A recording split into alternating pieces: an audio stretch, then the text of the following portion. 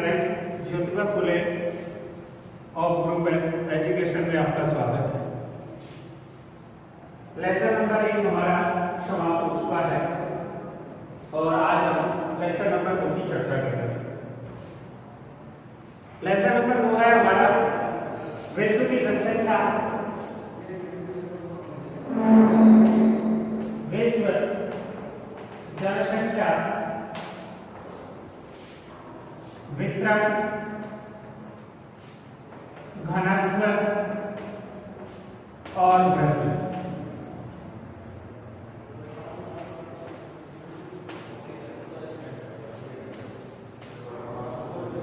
विश्व की जनसंख्या वितरण, घनत्व और वृद्धि। देखिए ये चैप्टर है हमारा सेकंड बुक में भी चलेगा, केवल वहां पर हम चर्चा करेंगे किसकी, भारत की, और यहाँ पर कर रहे हैं हम विश्व की। यहाँ पर विश्व की जनसंख्या के बारे में पढ़ेंगे और सेकंड बुक में हम पढ़ेंगे केवल भारत की जनसंख्या के बारे में। देखिए चैप्टर पढ़ने से पहले, चैप्टर समझ आगे बढ़ाने से पहले आप हमको इनका जानकारी होना जरूरी है कि जनसंख्या क्या है, वितरण क्या है, घनत्व क्या है और वृद्धि क्या है। सामान्यतः जो जनसंख्या है उसका आंकड़ा लगाया जाता है कि जनसंख्या किसे कहते हैं। हम सामान्यतः समझे कि जनसंख्या किसे कहते हैं, तो जनसंख्या का सीधा सा आंकड़ा लगाया जाता है कि किसी निश्चित क्षेत्र में, निश्चित क्या है, क्षेत्र है, मान के चलिए किसी क्षेत्र के बारे में है, निश्चित क्षेत्र हो अर्थात इसकी सीमाएं क्या है, फिक्स है, सीमित है। फिर कहा गया है निश्चित क्षेत्र हो और इस क्षेत्र में, ये जो क्षेत्र है इस क्षेत्र में रहने वाले लोग हैं, व्यक्ति हैं, किसी निश्चित क्षेत्र में रहने वाले लोग जिनमें जननांकीय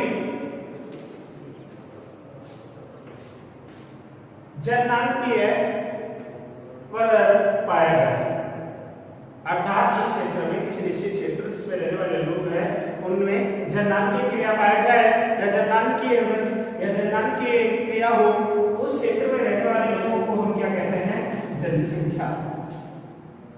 उस क्षेत्र में रहने वाले लोगों को जनसंख्या कहा जाता है। सामान्यतः वितरण है, वितरण का जो सामान्य है वो ये है कि वितरण किसी क्षेत्र में जो लोग निवास करते हैं, अब देखिए किसी भी क्षेत्र में से पूरे विश्व की बात करें, संपूर्ण विश्व की, तो हमें पता है कि किसी महाद्वीप में तो जनसंख्या क्या है, अधिक है। जैसे एशिया महाद्वीप की बात करें तो एशिया महाद्वीप में तो जनसंख्या क्या पाई जाती है, अधिक पाई जाती है सबसे। लेकिन अन्य जो महाद्वीप है उनमें जनसंख्या इससे क्या पाई जाती है, कम पाई जाती है। ऑस्ट्रेलिया है, अफ्रीका है या फिर यूरोप है, किसकी अपेक्षा, एशिया की अपेक्षा। वही देश की बात करें तो चीन में सर्वाधिक पाई जाती है, लेकिन अन्य देश है इसकी क्या है, पीछे है। तो देखिए जनसंख्या का जो असमान पाया जाता है, वितरण फैलाव जो पाया जाता है असमान रूप से ही, वो क्या कहलाता है, जनसंख्या वितरण। जैसे कहा गया है भारत की विश्व की जो जनसंख्या है 10% पर, 10% भूमि पर 90% लोग रहते हैं, 10% पर 90% लोग रहते हैं और 90% भूमि पर मात्र 10% लोग निवास करते हैं। ये क्या है, असमान वितरण है, अर्थात वहां पर जो लोग पाए गए हैं वो क्या है, असमान रूप से फैले हुए हैं, कहीं अधिक है तो कहीं कम है, और ये फैलाव ये क्या कहलाता है, जनसंख्या वितरण कहलाता है। आगे करें बात घनत्व की, कि किसी क्षेत्र में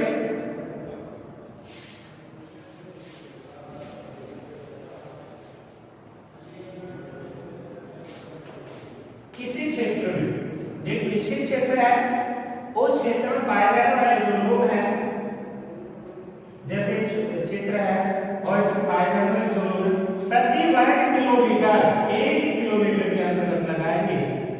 सीमा यहाँ से प्रारंभ हुई, प्रति वर्ग किलोमीटर इस क्षेत्र के अंतर्गत जितने लोग निवास करते हैं उन लोगों का जनसंख्या क्या कहलाता है, घनत्व कहलाता है। प्रति वर्ग किलोमीटर क्षेत्र में निवास करने वाले जो लोग हैं उनकी संख्या है वो जनसंख्या घनत्व कहलाती है। अर्थात एक बार फिर समझिए, प्रति वर्ग किलोमीटर क्षेत्र में निवास करने वाले लोगों की संख्या को जनसंख्या घनत्व कहा जाता है। अब देखिए भिन्न भिन्न होता है यहाँ पर भी घनत्व, जैसे वितरण के बारे में पढ़ा था कि वितरण क्या था कि भिन्न भिन्न था, कहीं अधिक था तो कहीं कम था। ठीक इसी प्रकार घनत्व भी क्या होगा, कहीं अधिक होगा तो कहीं कम होगा। जैसे ग्रामीण क्षेत्रों की बात करें तो यहाँ पर जनसंख्या क्या घनत्व है, जनसंख्या का घनत्व है वो क्या पाया जाएगा, कम पाया जाएगा। कहाँ पर, ग्रामीण क्षेत्रों में, क्योंकि ग्रामीण क्षेत्रों में जो जनसंख्या पाई जाती है वो भूमि के अनुपात में क्या पाई जाती है, कम पाई जाती है। और नगरीय क्षेत्रों में जो जनसंख्या पाई जाती है वो ग्रामीण की अपेक्षा अर्थात सरल पाई जाती है, या फिर यूं कहें कि इनका घनत्व क्या पाया जाता है, अधिक पाया जाता है। इसकी अपेक्षा ग्रामीण की अपेक्षा, क्योंकि नगरों में जो भूमि पाई जाती है वो तो क्या पाई जाती है, कम पाई जाती है, और लोगों की संख्या क्या पाई जाती है, अधिक पाई जाती है। जिसके कारण क्या होता है, शहरों का जो जनसंख्या घनत्व है वो अधिक पाया जाता है। अब यहाँ पर अधिक पाया जाने का कारण भी है कि शहरों का जनसंख्या अधिक घनत्व क्यों पाया जाता है, क्योंकि यहाँ पर रोजगार के साधन उपलब्ध हो जाते हैं। इसके अलावा सुविधाएं प्राप्त हो जाती हैं, शिक्षा का स्तर ऊंचा मिल जाता है, शिक्षा संबंधी जो सुविधाएं हैं वो प्राप्त हो जाती हैं।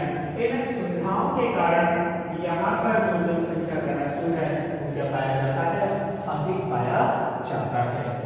तो सामान्यतः जनसंख्या वितरण घनत्व। आगे वृद्धि की जनसंख्या वृद्धि किसे कहते हैं, कि जनसंख्या वृद्धि क्या होती है।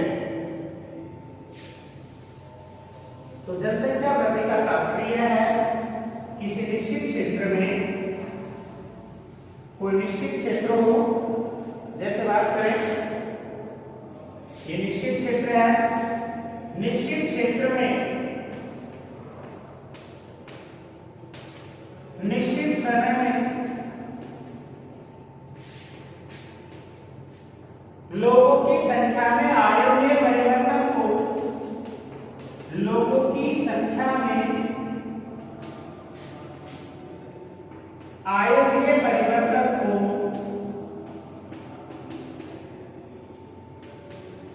जनसंख्या वृद्धि कहते हैं।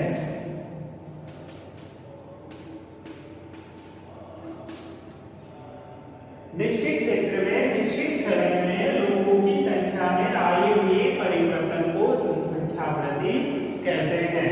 कि हमारे पास मान के चलिए निश्चित क्या है, क्षेत्र है, निश्चित समय की बात कर रहा है तो हम बात करते हैं 2019 से 2020, ठीक है, एक वर्ष हो गया। तो निश्चित क्षेत्र हो गया ये वाला, निश्चित समय हो गया हमारे पास कितना, एक वर्ष। निश्चित क्षेत्र में निश्चित समय में लोगों की संख्या में आए हुए परिवर्तन, कि इस क्षेत्र में जो लोग निवास करते थे उनकी संख्या पहले 100 थी, कब, 2019 में। 2019 में इनकी संख्या कितनी थी, 100। अब इनकी संख्या 2020 में हो गई है बढ़कर यहाँ पर 150। अब संख्या कितनी हो गई, 150। परिवर्तन कितना आया, 50 का, अर्थात 50 लोगों की संख्या में क्या हुई है, वृद्धि हुई है। इस प्रकार की जो वृद्धि होती है तो हम इसे कहते हैं जनसंख्या वृद्धि।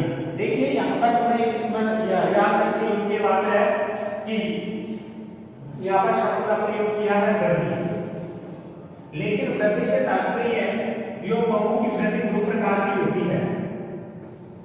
एक तो होती है धनात्मक और दूसरी होती है ऋणात्मक वृद्धि। एक तो होगी धनात्मक वृद्धि और एक होगी ऋणात्मक वृद्धि। जैसे मैंने अभी उदाहरण दिया, ये वाला उदाहरण, ये उदाहरण है धनात्मक वृद्धि का। क्या है, धनात्मक वृद्धि का। और ऋणात्मक वृद्धि में क्या होगा, जैसे निश्चित क्षेत्र में, ये निश्चित हो गया, निश्चित क्षेत्र में निश्चित समय में, समय दिया है 2019, सॉरी यहाँ पे ले लेते हैं 18 और यहाँ ले लेते हैं 19, 18 से 19 के मध्य ले लिया। पहले यहाँ लोगों की संख्या थी 100, 2018-19 में क्षेत्र में लोगों की संख्या कितनी थी, 100, 18 की संख्या 100, 19 में, और पुनः जब 20 में आई संख्या इनकी एक साल बाद, तो इनकी संख्या हो गई कितनी, 50। अर्थात इसको भी जनसंख्या वृद्धि के नाम से संबोधित करेंगे अपन। 2018 में यहाँ की जनसंख्या थी 100 और 19 में हो गई कितनी, 50। तो 100 की अब कितनी हो गई, 50, अर्थात वर्तमान में कितनी है, 50 जनसंख्या है यहाँ पर, 50 व्यक्ति निवास करते हैं।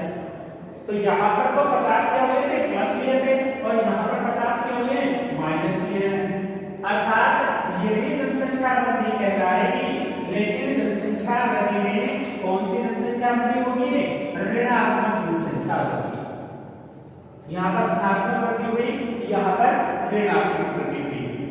देखिए धनात्मक और ऋणात्मक वृद्धि क्यों होती है, इसका कारण भी बताया है कि ऐसा क्यों होता है धनात्मक और ऋणात्मक में।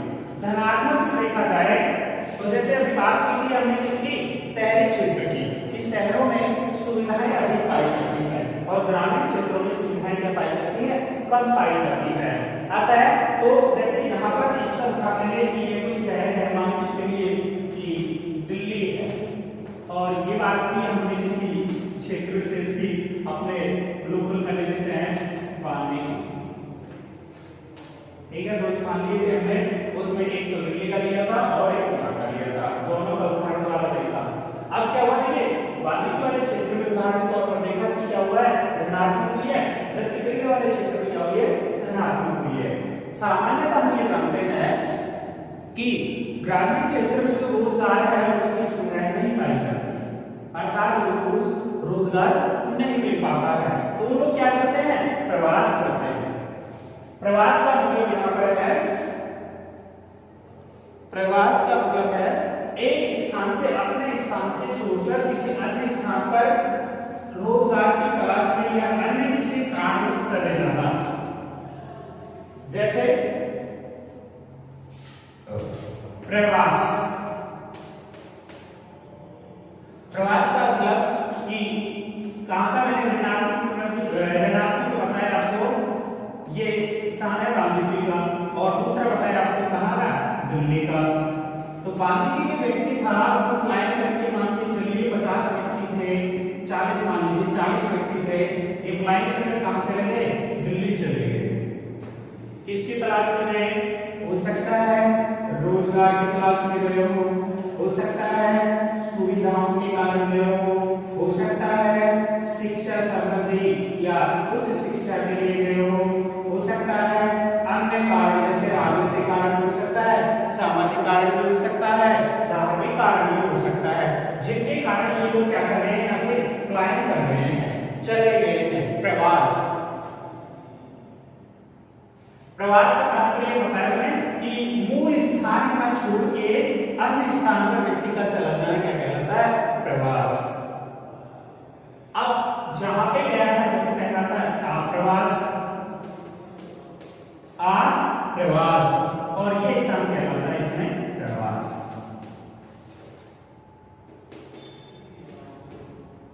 इस तरह से शहर में संख्या क्या हुई, यहाँ पर वृद्धि हुई, और यहाँ पर क्या हुई, दूसरे में ऋणात्मक वृद्धि हुई।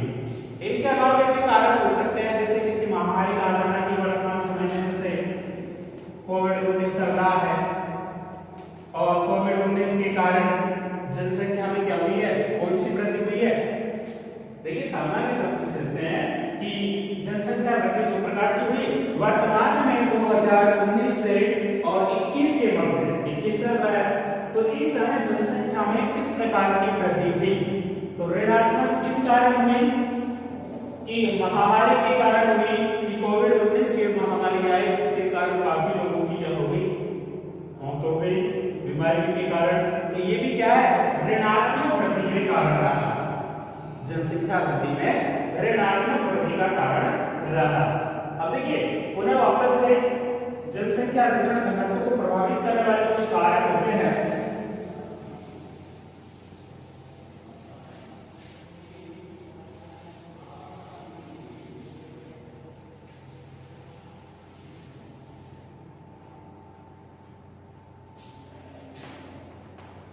जनसंख्या वितरण घनत्व को प्रभावित करने वाले कारक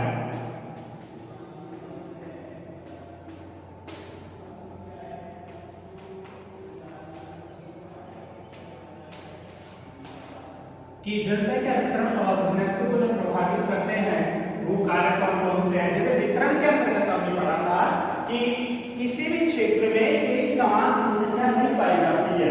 क्यों? कारण बताया मैंने कि कारण ये था कि कहीं पर हो सकता है, जैसे भारत की बात करें अगर, भारत में क्या है, एक तरफ तो उत्तर की बात करेंगे तो क्या है, पर्वतीय हिमालय वाला क्षेत्र है, पश्चिम की बात करें तो मरुस्थलीय क्षेत्र आ जाएगा, और दक्षिण की बात करेंगे तो पठारी क्षेत्र आ जाएगा।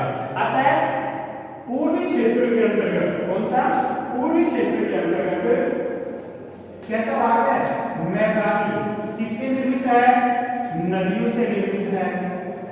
11th क्लास में पढ़ा था हमने, किससे निर्मित है, नदियों से है। नदियों से होने के कारण मैदानी भाग कैसा है, उपजाऊ है, और उपजाऊ भूमि होने के कारण क्या की जाती है, यहाँ पर कृषि की जाती है। अतः मैदानी भाग में या पूर्व भाग में रोजगार उपलब्ध होने के कारण जनसंख्या का बसाव क्या पाया जाता है, अधिक पाया जाता है। तो हम ये कह सकते हैं कि भौतिक कारक है, जैसे पहला पॉइंट है इसके अंतर्गत भौतिक कारक, इसको घनत्व और वितरण को दोनों को प्रभावित करेगा। कौन? भौतिक कारक। जनसंख्या घनत्व को प्रभावित करने वाले कारक कौन से हैं? तो भौतिक कारक। भौतिक कारक के अंतर्गत अपन वहां की जलवायु है, कि जलवायु है किस प्रकार प्रभावित करती है जनसंख्या वितरण और घनत्व को। देखिए सामान्यतः जब हमने 11th क्लास में अक्षांश और देशांतरों के बारे में चर्चा की थी कि अक्षांश और देशांतर पृथ्वी की आकृति, विभिन्न गोलार्धों में विभाजन, तो देखिए सामान्यतः 0 डिग्री वाली जो रेखा है, अर्थात जिसे हम भूमध्य रेखा के नाम से संबोधित करते हैं या विषुवत रेखा के नाम से संबोधित करते हैं, ऊपर कर्क रेखा है जो राजस्थान के मध्य होकर गुजरती है 23.5 डिग्री उत्तरी अक्षांश और 23.5 डिग्री दक्षिणी, जिसे हम मकर रेखा के नाम से संबोधित करते हैं। देखिए अब पृथ्वी है वो हमेशा पश्चिम से पूर्व की ओर घूमती है, पश्चिम से पूर्व की ओर घूमती है, चक्कर लगाती है किसके, सूर्य के। किसके चक्कर लगाती है, सूर्य और पृथ्वी, और पृथ्वी के चंद्रमा ग्रह, सूर्य का ग्रह कौन है, पृथ्वी, और पृथ्वी का ग्रह चंद्रमा। तो सूर्य की जो किरणें हैं वो कर्क रेखा पर, सूर्य की जो किरणें हैं वो कर्क रेखा पर वर्ष में 2 बार लगभग पड़ती है। कितनी बार? 2 बार सीधी पड़ती है, जिसके कारण यहाँ पर क्या होता है कि तापमान अधिक पाया जाता है। सूर्य की किरणें समान पड़ रही है, जिसके कारण तापमान क्या पाया जाएगा, अधिक पाया जाएगा। इस क्षेत्र में तापमान अधिक होने के कारण और जल अधिक होने के कारण वाष्प क्रिया होगी और वर्षा होना प्रारंभ हो जाएगी, अर्थात वर्षा भी क्या होगी, अधिक होगी, और तापमान भी क्या रहेगा, अधिक होगा। तो यहाँ पर जो यूं कहूं कि यहाँ पर जो जलवायु के अनुसार, भिन्न जलवायु के अनुसार यहाँ पर जो पेड़ पौधे होंगे वो भी क्या होंगे, अलग क्षेत्र से भिन्न होंगे और अनुकूलन ना होने के कारण जनसंख्या वितरण भी है वो कम पाया जाएगा अन्य की अपेक्षा और घनत्व में क्या पाया जाएगा, कम पाया जाएगा। लेकिन जैसे जैसे हम कर्क रेखा की ओर ऊपर बढ़ते हैं और धीरे धीरे मकर रेखा की ओर नीचे बढ़ते हैं तो कर्क रेखा की बात की जैसे जैसे हम ऊपर की ओर जाते हैं कर्क रेखा पर या दक्षिण की ओर जाते हैं मकर रेखा पर तो तापमान क्या होता जाता है, कम होता जाता है।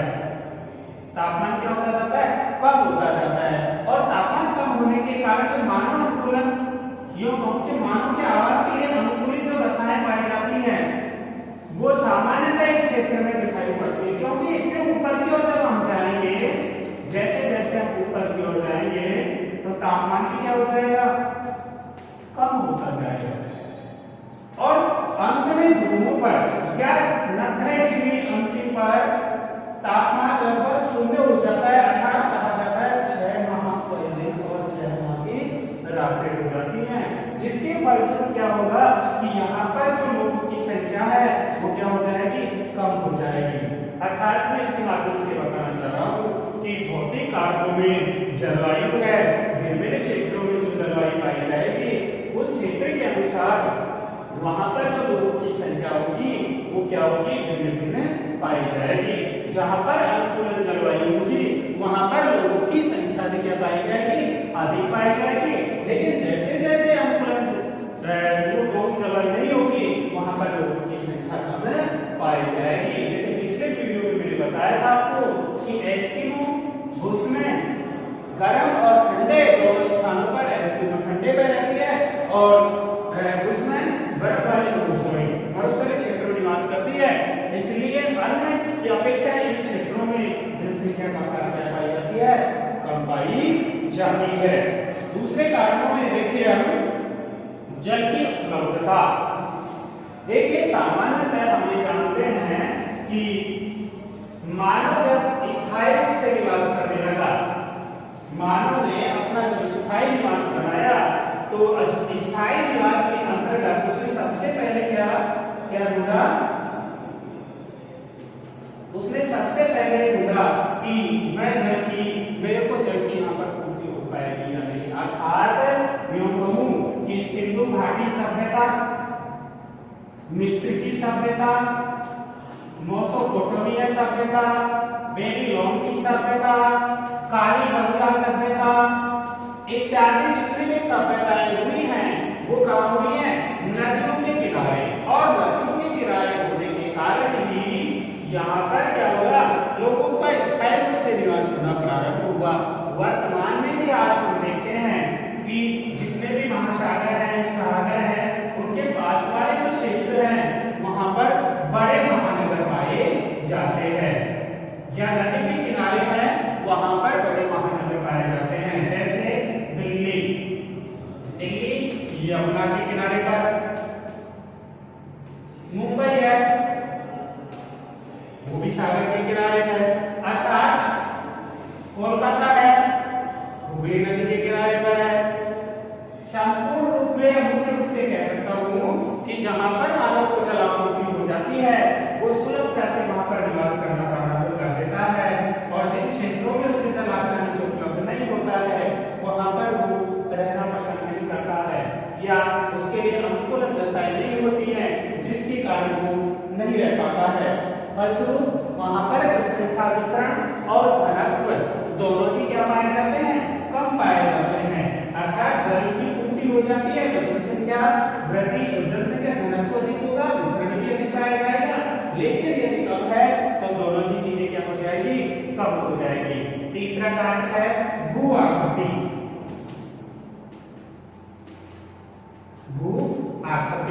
भू आकृति का तात्पर्य है भूमि की बनावट, भूमि की बनावट या भूमि की आकृति कि किस प्रकार की आ जाती है। जैसे कुछ पहले हमने बात की थी भारतीय क्षेत्र में कि विभिन्न क्षेत्रों में क्या पाई जाती है, विभिन्न प्रकार से आकृति पाई जाती है। अर्थात पठार है, मैदान है, पहाड़ है, पर्वत है या उपजाऊ मैदानी भाग है, इन क्षेत्रों में क्या होगी कि विभिन्न प्रकार से जनसंख्या वितरण और घनत्व पाया जाएगा। जैसे मैदान की बात करें, मैंने उदाहरण दिया, मैदान के रूप में यहाँ पर जनसंख्या वितरण है वो क्या पाया जाएगा, अधिक पाया जाएगा मैदानी भाग में। मैदानों की अपेक्षा पठारी भागों में है पाया तो जाएगा, लेकिन क्या होगा, कम होगा। पहाड़ी क्षेत्रों में भी कम होगा, पर्वतीय क्षेत्रों में, उपजाऊ मैदानी क्षेत्र है उनमें सर्वाधिक होगा। अर्थात कुल मिला के कह सकते हैं कि भू आकृति भौतिक कारकों में भू आकृति भी है वो जनसंख्या वितरण और घनत्व को अत्यधिक रूप से प्रभावित करती है, जिसके फलस्वरूप जनसंख्या का वितरण भिन्न क्षेत्रों में क्या पाया जाता है, भिन्न भिन्न पाया जाता है। अगला इसमें भू आकृति में है मृदाएं।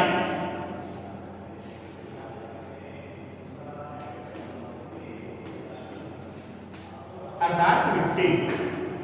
देखिए उपजाऊ जहां पर मिट्टी होगी वहां पर जनसंख्या का वितरण भी कैसा पाया जाएगा, घनत्व भी अधिक होगा और वितरण भी क्या पाया जाएगा, अधिक पाया जाएगा। अर्थात यहाँ पर लोगों की संख्या क्या करेगी, अधिक निवास करेगी। यदि मृदाएं अनुपजाऊ पाई जाती हैं, कैसी अनुपजाऊ, जैसे बात करें पश्चिमी राजस्थान की, वहां पर मृदा कैसी है, अनुपजाऊ है, या वहां की मृदा में मिट्टी से किसी भी प्रकार का जो कहीं कृषि करना बहुत ही मुश्किल है वहां के लोगों को, क्योंकि जल की आपूर्ति नहीं हो पाती है। फलस्वरूप मृदाएं भी है जो जनसंख्या वितरण और घनत्व को अत्यधिक प्रभावित करती हैं। इस प्रकार भौतिक कारकों में जो जनसंख्या वितरण और घनत्व है उसको अत्यधिक प्रभावित किया गया है। अगले वाले कारक में हम देखते हैं आर्थिक कारक, कि आर्थिक कारक है वो किस प्रकार जनसंख्या वितरण और घनत्व को प्रभावित करता है। आर्थिक कारक,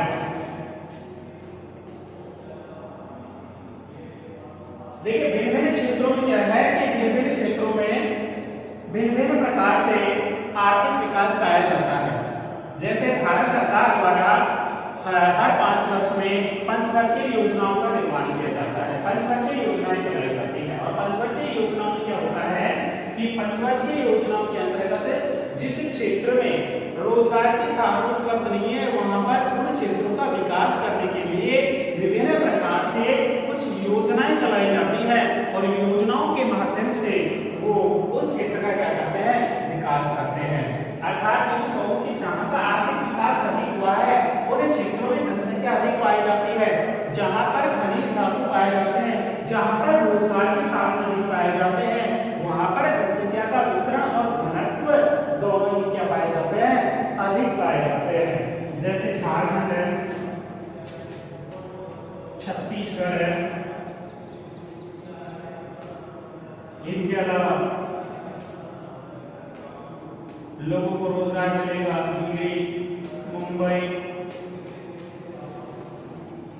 तो रूप से क्या हुआ, आर्थिक रूप से, अर्थात जिन क्षेत्रों का अधिक विकास हुआ है वहां पर मुख्य रूप से आर्थिक कारक है वो प्रभावित करता रहेगा। अर्थात जिनका अधिक हुआ है वो जनसंख्या अधिक पाई जाएगी और जहां पर कम है वहां पर कम पाया जाएगा। आर्थिक कारक के अंतर्गत देखिए अपन पहला तो खनिज, जैसे मैंने अभी उदाहरण दिया था कि खनिज के अंतर्गत झारखंड छत्तीसगढ़ वाला क्षेत्र बताया कि इन क्षेत्रों में खनिज अधिक मात्रा में पाया जाता है, जिसके कारण यहाँ का जनसंख्या घनत्व और वितरण भी क्या पाया जाता है, अधिक पाया जाता है। दूसरा है नगरीकरण,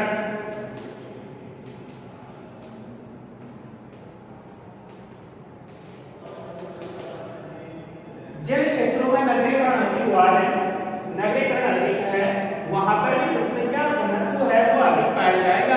और जिन क्षेत्रों में नगरीकरण नहीं हुआ है और जनसंख्या का घनत्व क्या होगा, कम पाया जाएगा। अर्थात यूं कहूं कि ग्रामीण क्षेत्रों में, ग्रामीण जो क्षेत्र है वहां पर जनसंख्या वितरण और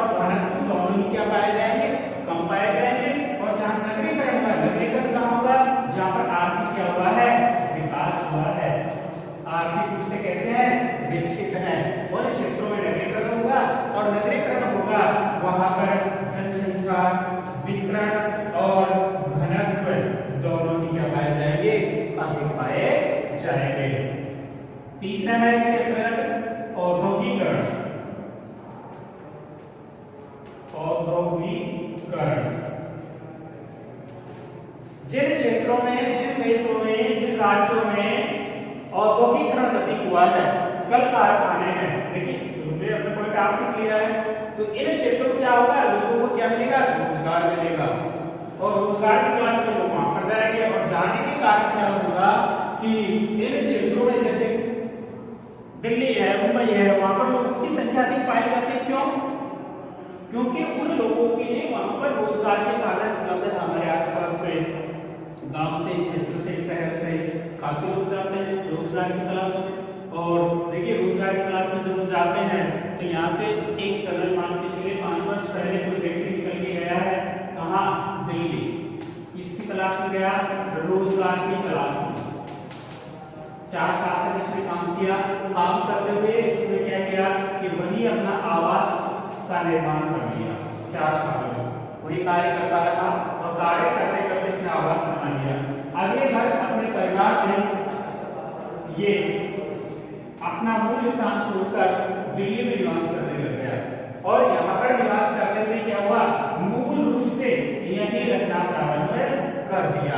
और जब मूल रूप से यही रहना प्रारंभ कर दिया तो इस क्षेत्र की जनसंख्या में भी क्या हुई, वृद्धि हुई, और घनत्व में भी क्या हुई, वृद्धि हुई, और वितरण में क्या हुआ, सरल हुआ।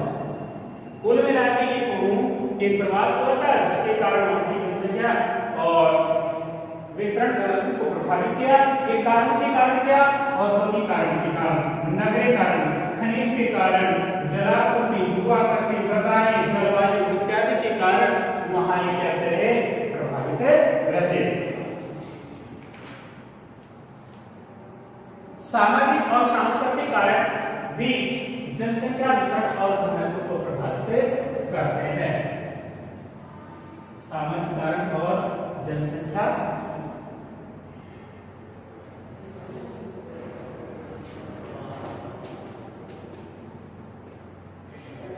सामाजिक कारण इसके अंतर्गत है, जनसंख्या घनत्व और वृद्धि के अंतर्गत।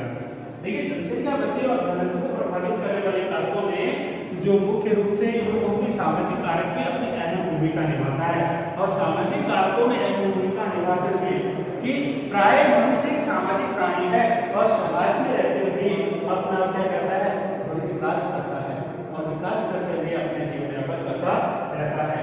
तो प्राय देखा जाता है कि किसी भी वर्ग का समाज जिस जाति का, जनजाति का अधिक पाया जाता है, लोग उसी क्षेत्रों में जाकर अधिक बसना प्रारंभ कर देते हैं।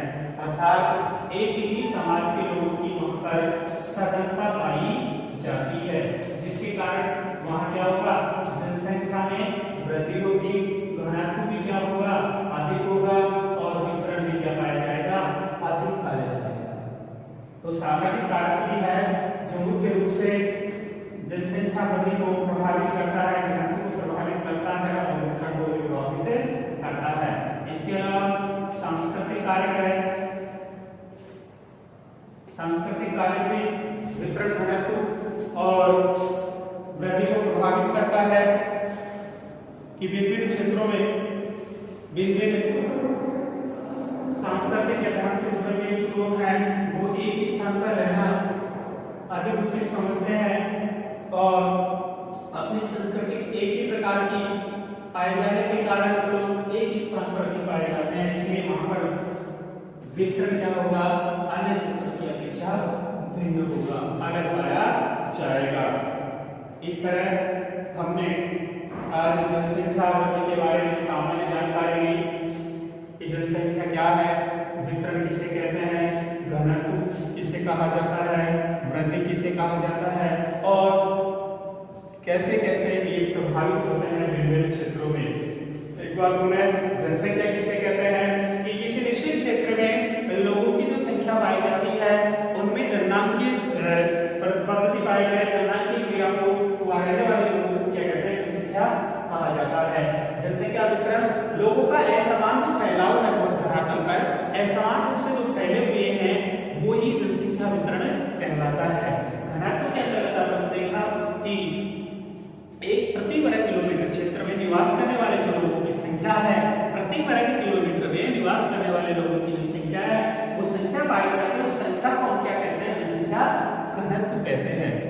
वही वृद्धि के अंतर्गत आपने देखा कि किसी निश्चित क्षेत्र में निश्चित समय में निश्चित समय में लोगों की संख्या में आए हुए परिवर्तन को हम जनसंख्या वृद्धि कहते हैं। जनसंख्या वृद्धि आपको दो तरह की बताई गई, एक होती है ऋणात्मक और दूसरी होती है धनात्मक। देखिए दोनों ही वृद्धि होगी, पुनः एक बार फिर कह रहा हूं, दोनों ही वृद्धि होगी, ऋणात्मक होगी तो भी वृद्धि है और धनात्मक होगी तो भी वृद्धि है। और अगर देखा जाए जनसंख्या वितरण और घनत्व को प्रभावित करने वाले कारक कौन से हैं, जिसमें भौतिक कारक, आर्थिक कारक, सामाजिक कारक, सांस्कृतिक कारक का विवरण देखा। वही आवास के बारे में कुछ चर्चा की थी कि आवास क्या है, प्रवास क्या है। प्रवास के बारे में बताया था कि एक स्थान से दूसरे स्थान पर लोगों का जाना, पलायन करना क्या कहलाता है, प्रवास कहलाता है। और प्रवास के कारण ही ये सारे प्रभावित होते हैं। आगे की चर्चा जो हमारे अगली क्लास होगी उसके अंतर्गत करेंगे।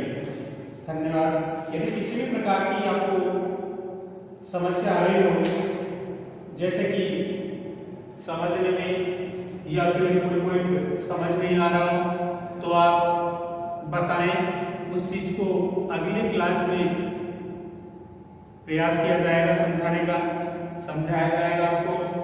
कहता है देखें, समझे, साथ के साथ पढ़े भी। ऐसा नहीं कि आपने वीडियो देख लिया, ठीक है, समझा दिया, उसके बाद में जो बुक्स है उसको भी पढ़े।